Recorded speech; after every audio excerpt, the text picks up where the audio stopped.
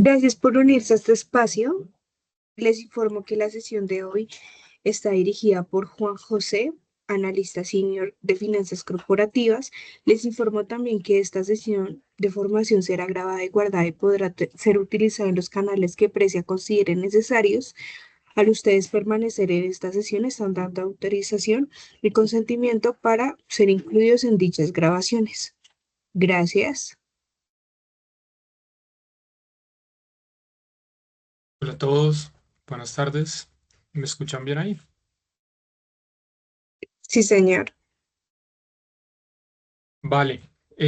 Bueno, como Lina lo comentó, yo trabajo en el área de finanzas corporativas de Precia.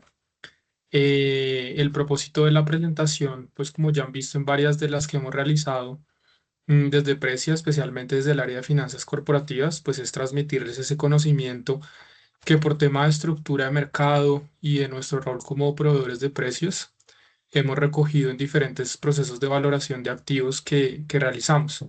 Entonces la idea es pues traer todos esos aprendizajes, transmitirlos y ayudarles para que continúen con el desarrollo, e incluso pues puedan aportar a sus organizaciones y que se logren más tipos de estas inversiones.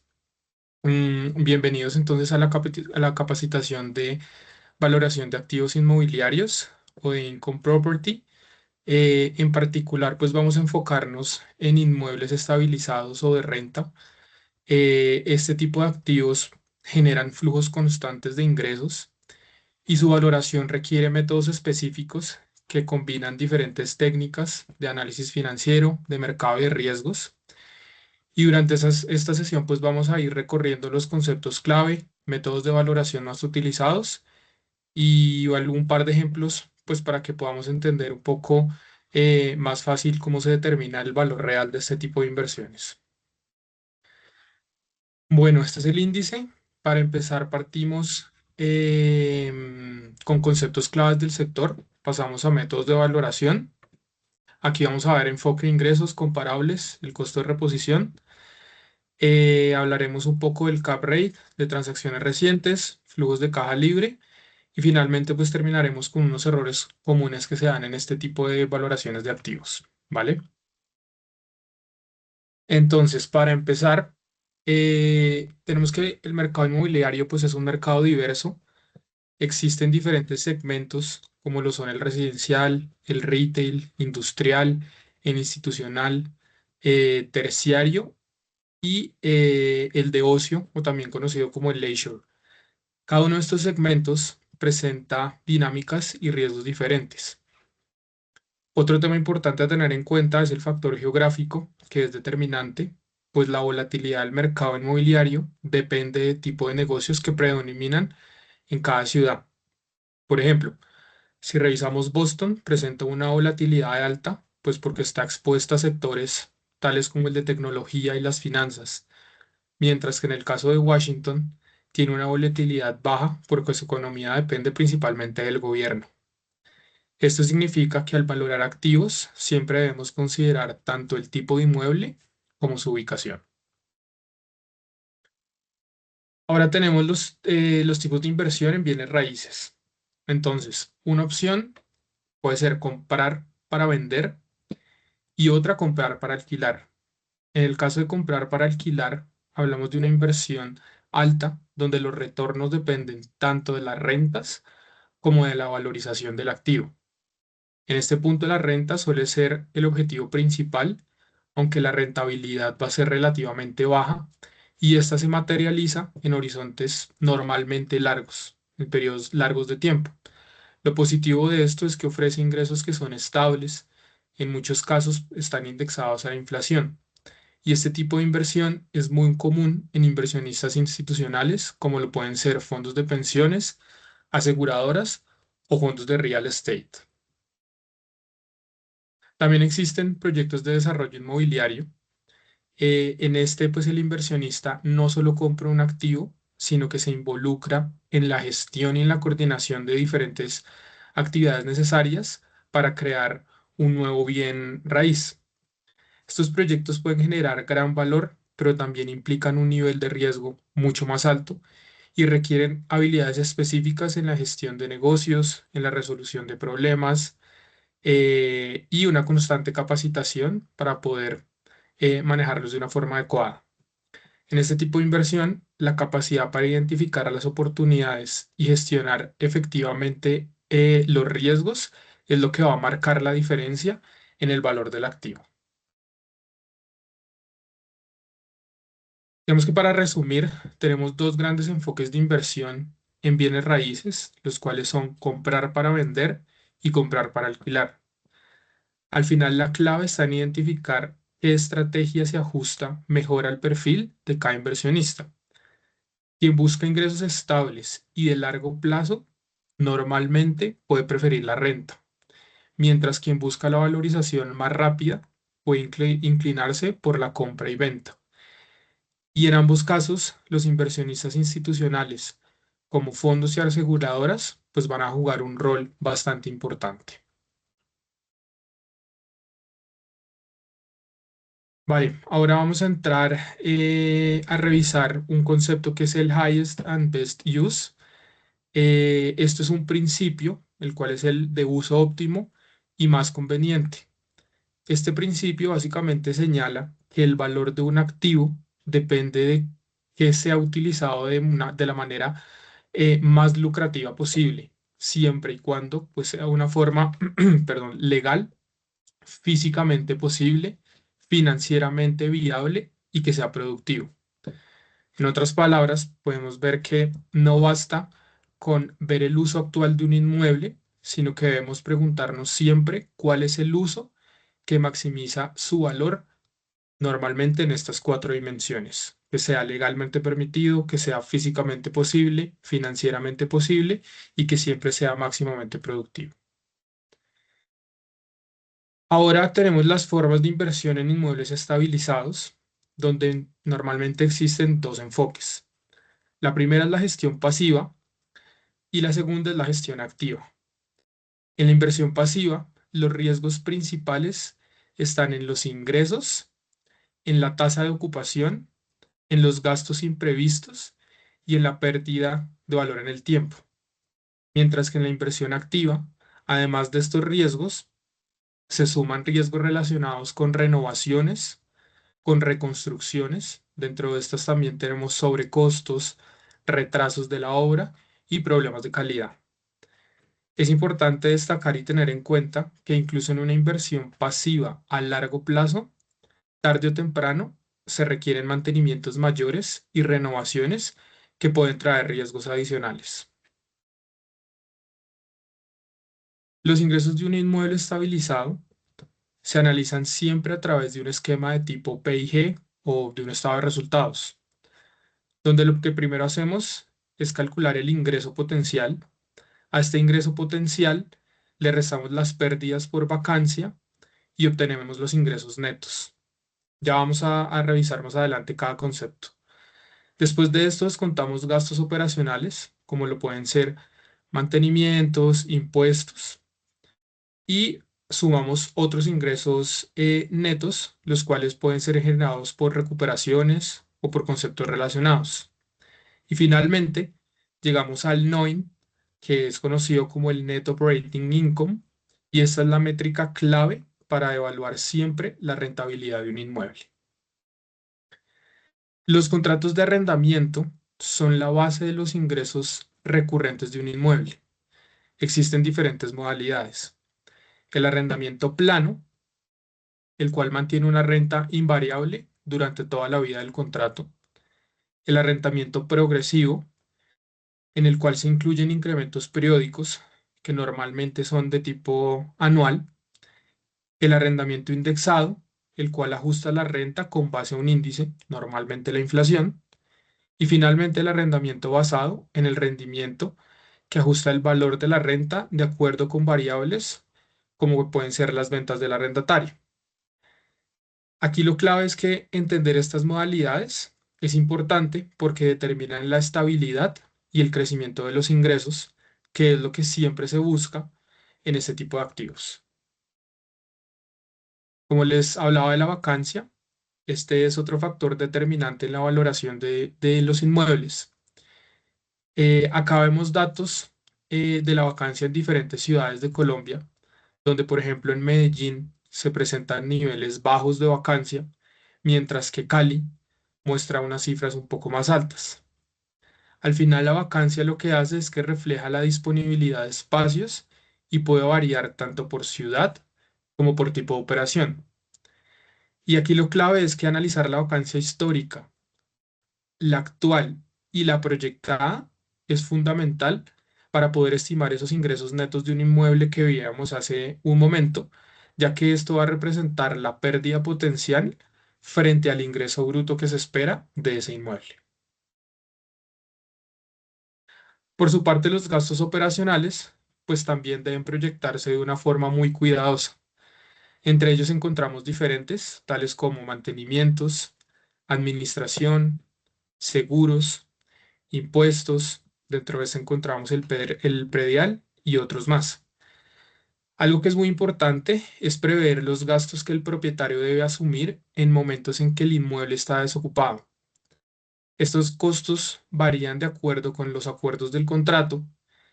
En cada sector varían y pueden tener un impacto significativo en la rentabilidad neta. Adicionalmente, pues tenemos otro tipo de ingresos que no son recurrentes, es decir, que no los vamos a tener en todos los periodos analizados, pero que en algún momento dado pueden llegar a presentarse. Entre ellos encontramos recuperaciones por provisiones de cuentas por cobrar que se hayan realizado en periodos anteriores, indemnizaciones por cancelación anticipada de contratos que tengan los clientes o por impuestos por valorización. El reto que se tiene con estos ingresos es que su recurrencia es incierta y, por lo tanto, su proyección resulta muy compleja. Aún así, se deben considerar dentro del análisis cuando se tenga información suficiente y pues se deben incluir en los modelos.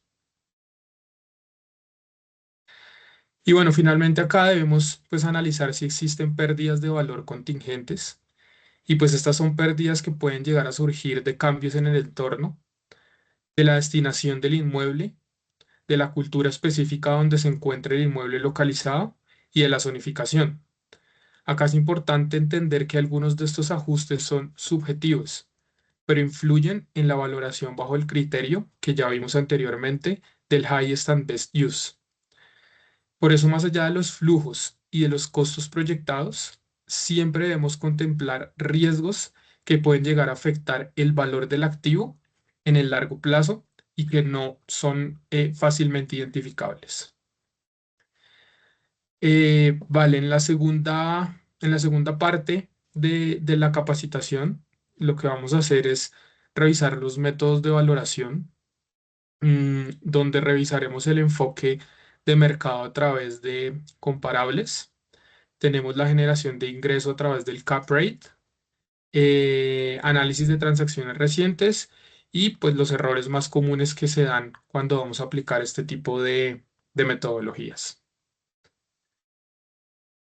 Entonces, aquí básicamente tenemos que el enfoque de mercado se basa en el principio en que ningún inversionista pagará más por una propiedad que lo que otro inversionista pues ya haya pagado recientemente por una similar. Para usarlo correctamente, pues necesitamos información que sea real y que sea reciente de transacciones comparables. Esto es clave para poder determinar el valor del activo por medio de este método. Este método funciona muy bien en mercados que son líquidos y que son estables, pero puede presentar problemas si el mercado tiene cambios repentinos y si las propiedades que se comparan no son representativas o si los ajustes son muy subjetivos, como lo estábamos viendo anteriormente. A pesar de que se dan estas limitaciones, los comparables por medio de las transacciones recientes, pues es una herramienta clave para validar las valoraciones que se puedan hacer con otros métodos que vamos a ver más adelante. Bueno, dentro de el enfoque de mercado, un criterio bastante utilizado es comparar la capacidad de generación de ingresos de un inmueble frente a su valor. Entonces aquí encontramos algunas métricas como la son el gross yield, que es el mismo rendimiento bruto que tiene el activo, el effective yield, el cual es el mismo, lo que hace es que descuenta las vacancias que ya habíamos visto, y el cap rate o el net yield, que básicamente corresponde al ingreso operativo neto sobre el valor del inmueble. En todos los casos que revisamos, partimos siempre, como les dije anteriormente, de un esquema de PIG o de estado de resultados, donde tenemos unos ingresos potenciales, ajustamos la vacancia, quitamos los gastos, tenemos en cuenta otros ingresos que no sean recurrentes y finalmente llegamos al NOI. El NOI pues será la base para comparar propiedades similares en términos de ingresos versus su valor. La idea aquí es utilizar el NOI para poder comparar siempre manzanas con manzanas y no peras con manzanas. Acá básicamente tenemos un ejemplo muy sencillo, pero pues para lo que va a hacer es ayudarnos a determinar el valor de un activo teniendo en cuenta algunos de los conceptos que hemos revisado. Entonces acá pues suponemos que un activo A se vendió en 10.000 millones de pesos y genera un NOI de 900 millones de pesos. ¿Esto qué implica? Un cap rate del 9%. Si ahora tenemos un activo B que tiene un NOI de 100 millones de pesos, podemos utilizar el múltiplo que acabamos de estimar del 9% y para esto llegaríamos a un valor del activo de 1.111 millones de pesos. Lo mismo lo podríamos hacer utilizando el múltiplo con el cálculo que acabamos de hacer y llegamos al mismo valor. Este ejercicio pues básicamente muestra cómo los comparables nos permiten valorar activos que son similares cuando tenemos información que sea confiable dentro del mercado. Bueno, ahora vamos a revisar el costo de reposición o también conocido como costo de reemplazo. Aquí pues básicamente la lógica es muy sencilla y esto lo que nos dice es que el valor de una propiedad nunca debería ser mayor al costo necesario para desarrollar otra propiedad con las mismas características. O lo mismo, que es decir, que ningún inversionista pagará por un inmueble un valor superior al que costaría construir otro igual o con sus mismas características. Básicamente, este enfoque se basa en el principio de sustitución. Y aquí, pues para poder aplicarlo, lo que debemos hacer es calcular el valor de construcción de un inmueble similar con las mismas características, que es lo que llamamos el valor de reemplazamiento bruto. Si la propiedad es nueva, ese pues va a ser el valor del activo. Pero si la propiedad ya tiene un tiempo de uso, pues debemos descontar el deterioro físico, la obsolescencia funcional, la obsolescencia económica y de esta forma pues vamos a llegar al valor de reemplazamiento neto. Este método lo que hace es que establece un techo en la valoración porque básicamente ¿qué hace? Indica cuánto costaría desarrollar de nuevo ese mismo activo en un mercado actual. Aquí lo importante tener en cuenta es que para estimar correctamente el valor de reemplazo debemos considerar tres grandes aspectos. El primero es el valor del terreno, que digamos que suele determinarse a partir de transacciones recientes que se den en la zona. El segundo, los costos de construcción. Esto pues va a determinar, está determinado por diferentes conceptos, como pueden ser materiales, mano de obra, licencias, y esto pues se ajusta normalmente a índices tales como la inflación y costos pues locales de donde esté ubicado el activo. Y por último, deducciones de depreciación y obsolescencia. Cuando se integran estos tres elementos, llegamos al valor de reemplazo neto y esto nos da pues una referencia confiable del costo de obtener un activo equivalente en las condiciones actuales de mercado. Este método, digamos que aunque es útil, pues también tiene unas limitaciones importantes.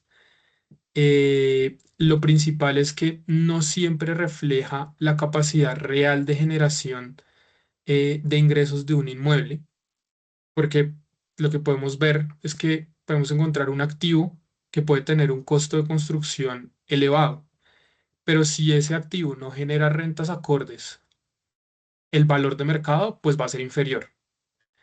Eh, También pues tenemos factores como la ubicación, la demanda local o la dinámica del sector en donde se encuentre, y pues puede que eso sea representativo o no para calcular el valor de reemplazo. Y por esto, este enfoque normalmente se utiliza como un uso, digamos, se le da un uso complementario y no sería un único criterio de valoración. Sería algo como para hacer un check sobre em, los demás enfoques. Y el último que tenemos es el enfoque de ingreso. Entonces, en este caso, pues el enfoque de los ingresos va a partir de una idea fundamental en donde el valor de un activo inmobiliario depende directamente de su capacidad para generar flujos de caja. En este método, digamos que nosotros no nos vamos a enfocar en cuánto costó el inmueble, cuánto cuesta construirlo, ni en cuánto se pagó por activos similares, sino que esta valoración, este enfoque de valoración va a estar dado por los ingresos netos que puede producir ese activo a lo largo del tiempo. Por esto, en este análisis, pues se centra en la proyección de las rentas, de gastos, vacancias y otros factores que al final pueden afectar esa utilidad operativa, que va, pues obviamente a afectar directamente la valoración del activo. Esto pues es un enfoque que está usado ampliamente por inversionistas institucionales, porque se considera que refleja el verdadero potencial que tiene un inmueble como generador de valor en el tiempo, no en el momento en el que lo estoy analizando, sino que tiene en cuenta su potencial para generar flujos de caja en el futuro. El método, pues, más representativo para el enfoque de ingresos, pues está dado por el modelo de flujo de caja descontado, conocido también como DCF o Discounted Cash Flows, donde pues aquí básicamente lo que hacemos es proyectar unos ingresos netos operativos del inmueble año tras año con las condiciones en las que habíamos hablado anteriormente durante un horizonte de tiempo que está definido. Después de esto, pues estos flujos se van a descontar a valor presente y se utiliza una tasa de descuento que refleja el riesgo del activo. Básicamente la tasa de descuento lo que hace es una tasa de interés que refleja el costo de capital de un activo en el mercado. El resultado de ese valor actual, pues es el valor que tiene el inmueble en ese momento. Y este método lo que sí tiene es que pues, nos obliga a ser bastante rigurosos con los supuestos. ¿Qué supuestos?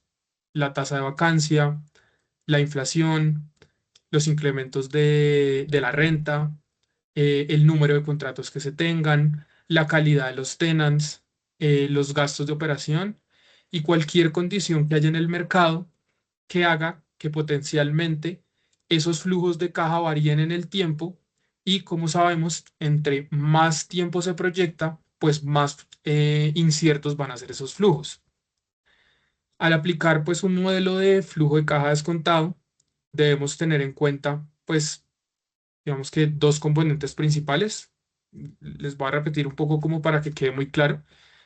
El primero pues son los flujos de caja proyectados año a año y esto está dado por ingresos menos gastos. Pero hay otro tema importante que cuando se hace una valoración por medio de este método pesa bastante en el valor final del activo y este es el valor residual o el valor de salida o valor terminal. ¿Y qué es esto? Simplemente es el valor estimado del inmueble al final del horizonte de la proyección. Este normalmente se calcula aplicando un cap rate, como lo vimos anteriormente, al último NOI que se está proyectando. Entonces, básicamente lo que se está haciendo es estimar un valor al cual el activo se va a vender en X momento de tiempo. Pues estos dos elementos al final se traen a valor presente, se suman y nos genera el valor actual neto del activo. Esto lo que va a hacer es que nos da una visión más completa de su capacidad de generar valor, no solo en el corto plazo, sino en el largo plazo. Y como les comentaba, el DCF o el modelo de flujo de caja descontado es una herramienta que es muy poderosa, muy potente, pero que a su vez es una herramienta pues muy sensible a los supuestos. En el caso de que se sobreestime el crecimiento de las rentas, se subestime la vacancia, el valor resultante pues puede estar inflando el valor real o puede estar subestimando el valor real del activo. Asimismo, si la tasa de descuento que vamos a utilizar no refleja adecuadamente el riesgo que tiene ese activo, pues no vamos a obtener un valor verdaderamente realista del activo. Por eso, pues este método exige prudencia, exige que se dé validación de diferentes escenarios y que en lo posible este método se contraste con otros enfoques, tales como los vimos anteriormente, pueden ser los comparables por medio de transacciones recientes o el costo de reemplazo. Entonces, en definitiva, pues esto es un método que es muy robusto, pero que requiere mucha disciplina para su aplicación. Aquí pues básicamente tenemos un poco de detalle para la tasa de descuento. Eh, la tasa de descuento al final pues es uno de los supuestos más críticos que van a afectar el resultado del modelo de valoración. La tasa de valoración, como les dije, pues es una tasa que refleja el rendimiento exigido por los inversionistas, teniendo en cuenta el riesgo del activo y el riesgo de mercado. Vamos a ver que en mercados desarrollados, pues estas tasas de descuento suelen ser más bajas y en economías emergentes, pues tienden a ser más altas debido a que pues hay mayor nivel de riesgo. Aquí, como lo vemos, tenemos que hay una regla básica de las finanzas donde a mayor nivel de riesgo, pues hay un mayor nivel de rentabilidad. Cada inversionista que asume un mayor nivel de riesgo, pues exige un mayor nivel de rentabilidad. El elegir la tasa de descuento adecuada pues es completamente clave y es necesario porque pequeñas variaciones que se den en la elección de la tasa nos pueden generar diferencias significativas en la valoración final. Uno de los modelos que normalmente más se utilizan para hacer el cálculo de la tasa de descuento está dado por el CAPM, que es el Capital Asset Pricing Model, donde básicamente aquí lo que tenemos es que partimos de una tasa libre de riesgo, donde se asume que es lo que un activo que no tiene riesgo en el mercado me va a dar cuando yo entro a invertir en él. Y normalmente lo que se tiene en cuenta aquí son los bonos del Tesoro de Estados Unidos a 10 años. Después tenemos el otro componente que es el riesgo país, que anteriormente era llamado el EMBI, que es el Emergency Market Bond Index. Y básicamente lo que está diciendo aquí ese indicador es, oiga, si yo estoy invirtiendo en Colombia, no es lo mismo que yo invierta en Estados Unidos. Entonces, a mí me tienen que premiar por entrar en un país que tiene más riesgo que un país que no tenga el mismo nivel de riesgo. En el tercer apartado tenemos el beta, y el beta básicamente nace de una regresión en donde lo que se hace es comparar el riesgo que tiene invertir en ese activo en específico comparado con el riesgo de invertir en el mercado. Entonces, esto lo que nos está diciendo es cómo se relaciona el activo en el que yo estoy invirtiendo relacionado con el mercado como tal. Y esto funciona como un multiplicador. ¿Multiplicador de qué? De la prima de mercado. Y la prima de mercado va a estar dada básicamente por lo que me da a mí el mercado, lo que me está rentando a mí el mercado, descontando la risk free. Es básicamente el premio que me da a mí el mercado por entrar, a diferencia de haber entrado en un activo que no tiene riesgo. Y finalmente tenemos, pues, otras primas. Dentro de otras primas, pues podemos encontrar la prima de tamaño, porque no es lo mismo entrar a invertir en un activo que tenga un tamaño limitado, que sea un tamaño muy pequeño en comparación con otro, y pues debemos eso verlo reflejado dentro de la tasa de descuento. O también podemos encontrar primas como la prima de liquidez cuando hay activos pues que no tienen una transacciones que se den dentro del mercado. Y finalmente, pues aquí partimos, normalmente estos supuestos están dados con información de Estados Unidos. Una de las fuentes más utilizadas pues son los cálculos que realiza Damodaran por medio de la Universidad de Nueva York. Y lo que se hace es ajustar este indicador con indicadores básicamente colombianos o en el país donde se vaya a calcular. Entonces aquí lo que tenemos básicamente pues es la indexación con la devaluación que tiene el dólar con el peso colombiano. Aquí olvidé comentarles un tema y es que este beta normalmente cuando se toma un beta desapalancado. Lo que quiere decir es que se parte de un beta de una industria en donde aplique la industria del activo que estamos valorando, pero para poder reflejar el riesgo de la empresa y de la industria en la que nosotros estamos invirtiendo, pues se ajusta con una estructura tanto de impuestos como con una estructura de estructura financiera dada por la relación deuda-equity. Y finalmente, pues el valor terminal, como se los comenté anteriormente, o el valor a perpetuidad, pues este componente básicamente mide cuánto vale la empresa después del periodo explícito de proyección. Entonces nosotros tenemos un periodo explícito y un periodo implícito, y en ese periodo básicamente lo que nos dice es cuánto va a valer la empresa en el momento en que haya un crecimiento a perpetuidad. La fórmula de esto, pues es una fórmula sencilla, donde lo que hacemos es que tomamos el último flujo de caja libre del periodo proyectado, que en el caso de los activos que estamos revisando hoy, pues sería el NOI. Esto lo que hacemos es multiplicarlo por uno más la tasa de crecimiento a largo plazo. Esta tasa de crecimiento normalmente se toma como las tasas de crecimiento donde hay una estabilidad en la economía, y normalmente estas tasas pueden ser similares a las tasas de inflación, de PIB nominal, teniendo en cuenta que en ese momento va a haber un crecimiento a perpetuidad y pues está reflejado dentro de la economía. Finalmente, esto se divide sobre un WACC o sobre la tasa de descuento que hablamos anteriormente y se le resta la tasa de crecimiento. En la práctica, para no complicarlos, básicamente el valor terminal pues suele explicar una gran parte del valor total de la empresa en un modelo de flujos de caja descontado. Normalmente vemos que el valor a perpetuidad o el valor terminal puede estar llegando a pesar más del 60% del valor total del activo.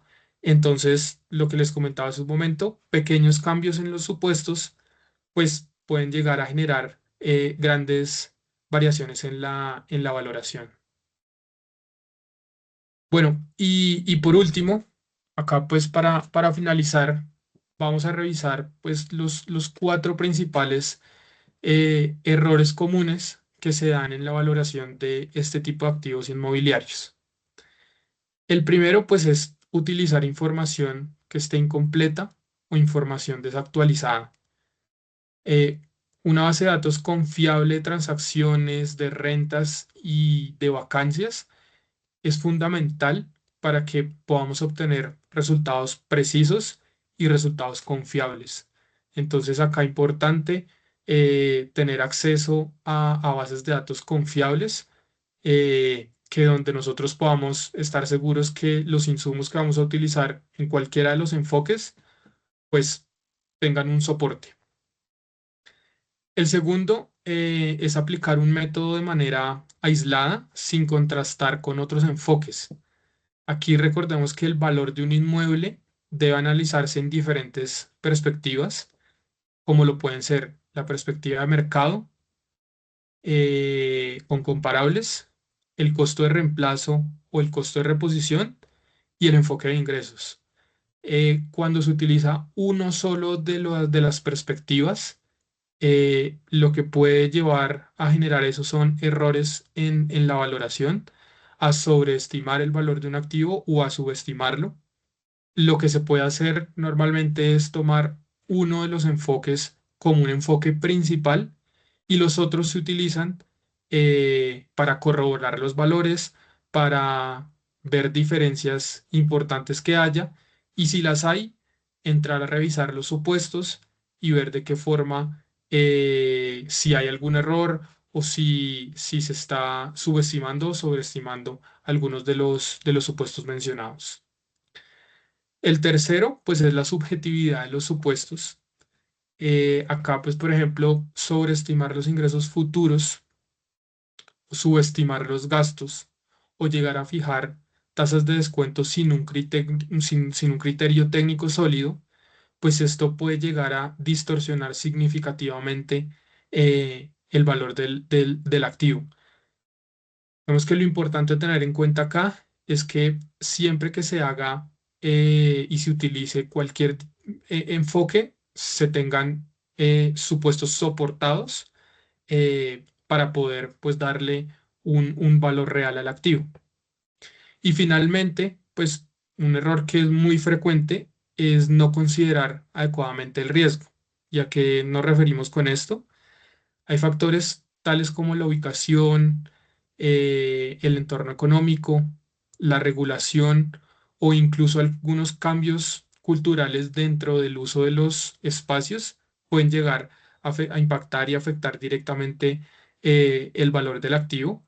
Y a veces esos factores en un Excel simplemente, pues digamos que no los llegamos a contemplar de una forma importante o los podemos pasar por alto y esto hace que directamente la recurrencia de los ingresos, la estabilidad de los ingresos o crecimientos importantes en los gastos, pues puedan llegar a afectar a la valoración. Aquí pues digamos que la lección es clara y es que la valoración inmobiliaria pues exige rigor, exige objetividad y hay un tema importante y es la validación constante de los supuestos. Tener en cuenta esa validación constante es estar revisando fuentes que sean confiables, que si hay cambios los podamos tener en cuenta y ajustar los modelos para que pues lleguemos a un valor mucho más real. Bueno, acá damos pues terminada la valoración, la capacitación sobre valoración de activos inmobiliarios. El objetivo pues de esta capacitación ha sido que pues comprendan y tengan un entendimiento pues claro sobre cómo aplicar estos métodos y también de cómo identificar riesgos y errores comunes que se cometan. Aquí importante que tengan en cuenta es que las valoraciones son un arte y una ciencia y esto pues lo que quiere decir básicamente es que esto requiere técnica, datos confiables y lo más importante, el criterio del valorador para que se pueda interpretar cada situación particular, porque no todas las valoraciones son iguales. Y bueno, pues esperamos que esta capacitación pues les haya dado claridad sobre algunos de los conceptos que analizamos, que les dé herramientas prácticas para que lo puedan tener en cuenta Y bueno, cualquier duda o comentario que tengan, pues no lo hacen saber. Como les comentó Lina, pues esto está quedando grabado y tendrán pues acceso a, a la grabación para cualquier consulta.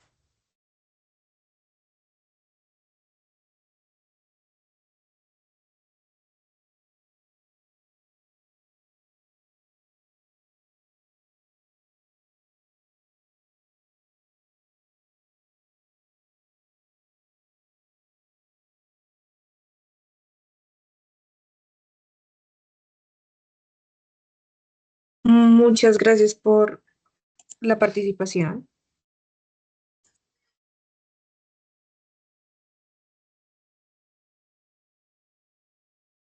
Vale, perfecto. Entonces, si no hay ninguna duda, pues agradecemos su participación y bueno,